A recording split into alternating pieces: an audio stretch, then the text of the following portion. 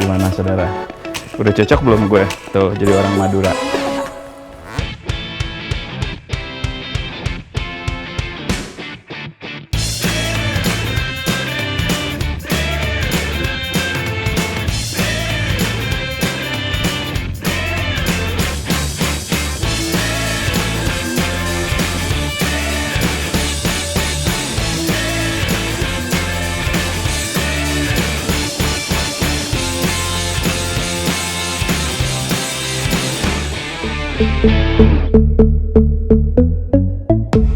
Saudara, sekarang gue lagi ada di Pulau Madura. Pulau ini gedenya kurang lebih sekitar 5.168 km persegi. Penduduk yang jumlahnya hampir 4 juta jiwa ini, sebagian besarnya adalah masyarakat Madura sendiri. Mereka terkenal dengan suku yang gaya bicaranya blak-blakan.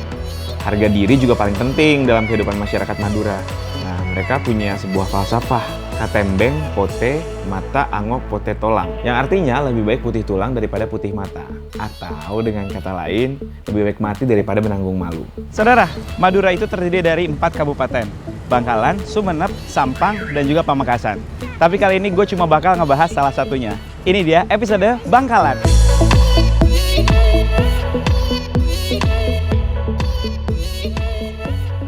Saudara, gue dengar di Madura ini ada sebuah kerajinan yang menarik banget karena menggabungkan tentang batik dan aromaterapi.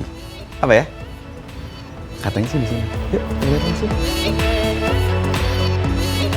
Wangi banget, saudara. Ini wangi apa ya kira-kira? Ini pewangi ruangan atau pewangi yang lain? Kayaknya dari kainnya deh, kain batiknya. Saudara, sekarang gue sudah bersama dengan Mbak Warits di sini ya.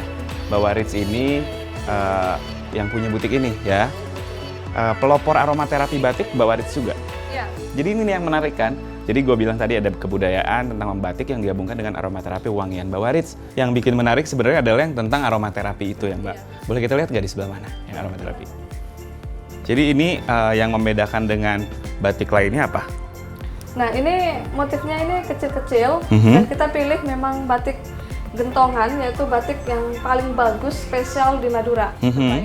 Kenapa disebut gentongan? Apa karena dibikin di gentong atau? Ya betul. Jadi ini dibilang batik gentongan karena batiknya ini waktu diproses itu dicelup di gentong. Oh. Setelah itu dijemur kering, dicelup di gentong lagi, terus seperti itu terus pewarnanya sehingga muncullah warna-warna seperti warna lumut. Warits sendiri kan untuk pelopor membuat batik aromaterapi. Itu sebenarnya idenya awalnya datangnya gimana sih? Ya, awalnya sih waktu di Australia ya. Waktu itu di Australia itu saya melihat banyak sekali kekayaan dari berbagai negara dan ternyata dari Indonesia itu saya lihat nggak ada. Tiba-tiba setelah saya toleh di atas ternyata ada kayu cendana dan itu diistimewakan. Saya tanya kenapa kayu cendana diistimewakan, karena itu kayu tapi wangi. Akhirnya saya berpikir gimana kalau batik di aromaterapi seperti kayu cendana.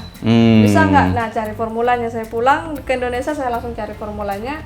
Setelah 8 bulan akhirnya berhasil, yaitu kita pasarkan. Wow, hebat banget nih Mbak Warits ini ya. Jadi menggabungkan ide-ide yang ada dari anak-anak masa kini, zaman milenial ini dengan sesuatu yang sebenarnya masih Indonesian heritage, tapi juga menggabungkan gimana supaya orang-orang juga mau pakai gitu ya.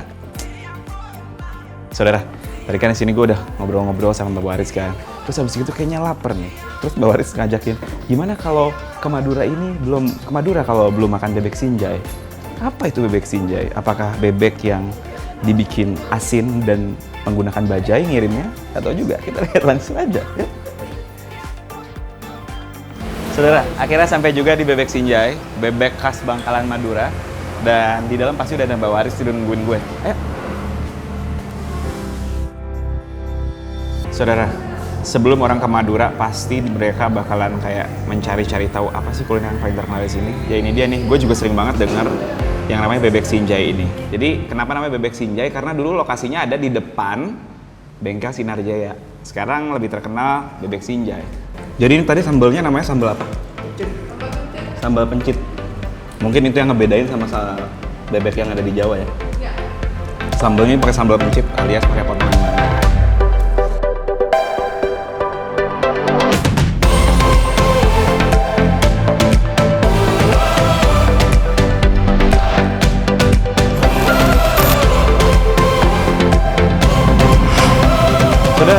lagi ada di sebuah tempat, katanya seru banget. Depannya galeri batik gitu, terus belakangnya ada kayak taman bonsai gitu, terus kayak ada rumah-rumah adat asli Madura juga. Ini dia Tresna Art. Yuk! Tresna Art ini itu pusat batik tulis dan souvenir khas Madura. Galerinya bagus gitu sih, karena dia kayak di rumahnya kan di belakangnya ada rumah joglo gitu. Terus nuansanya eksklusif.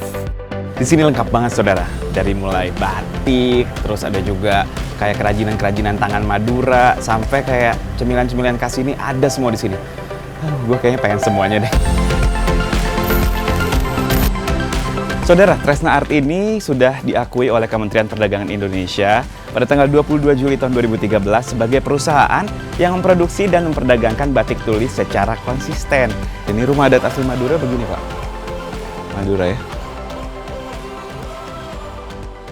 Jadi di sini saudara, kalau misalnya lo datang ke sini, ada gratis kayak cemilan-cemilan gitu, sama ada ini kopi jahe dan ada teh jahe juga, teh rempah ya.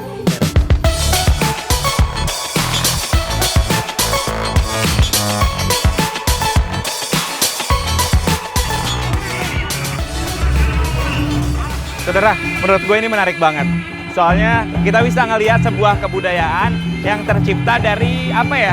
Dari pola hidup, kan pola hidup mereka di sini agraris kan, bercocok tanam menggunakan sapi, dan akhirnya si sapi ini dijadikan sebuah atraksi, dijadikan sebuah kebudayaan, yaitu sebuah karapan sapi, lomba-lomba apa namanya karapan sapi gitu. Kok lari-lari sih, maksud gua sapi yang lari-lari, kan karapan sapi kan sapi yang lari-lari kan.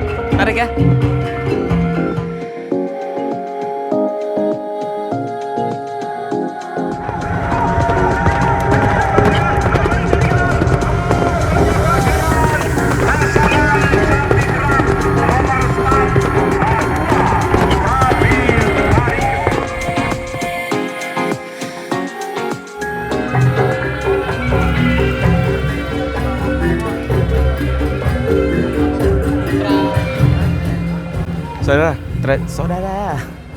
Saudara, tradisi karapan sapi ini udah jadi tradisi ini udah lama banget sejak tahun 1960 kalau nggak salah katanya tadi ya.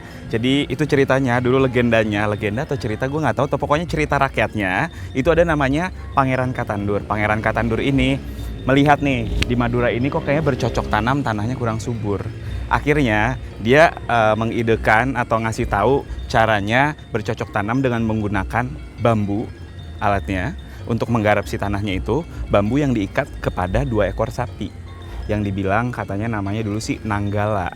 Akhirnya itu jadi kebiasaan terus-menerus, dan jadi sebuah tradisi. Dan setiap kali habis panen, makanya berhubungan erat banget ya antara panen, karena kan dia menggarap sawah, terus panen, setelah itu baru diadakanlah si karapan sapi atau lomba sapi yang diikatkan oleh 2 bambu tersebut yang disebut Nanggala itu tadi. Menarik ya?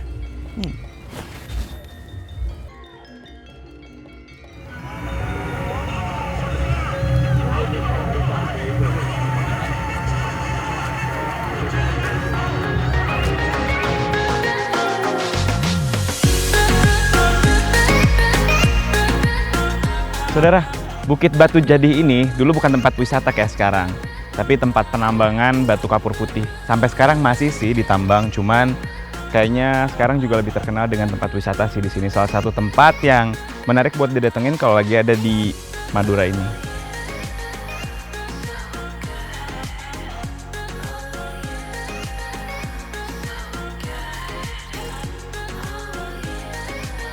Saudara, emang ternyata Madura ini bikin gue makin melek lagi tentang budaya, bahwa di sini tuh banyak banget yang bisa ditelusuri, dari mulai budaya, kesenian, sampai juga kulinernya di sini ada semua. Supaya lo tahu juga tentang budaya-budaya Indonesia yang lainnya, langsung aja buka di www.indonesiakaya.com supaya kita semua sama-sama jadi orang Indonesia kaya.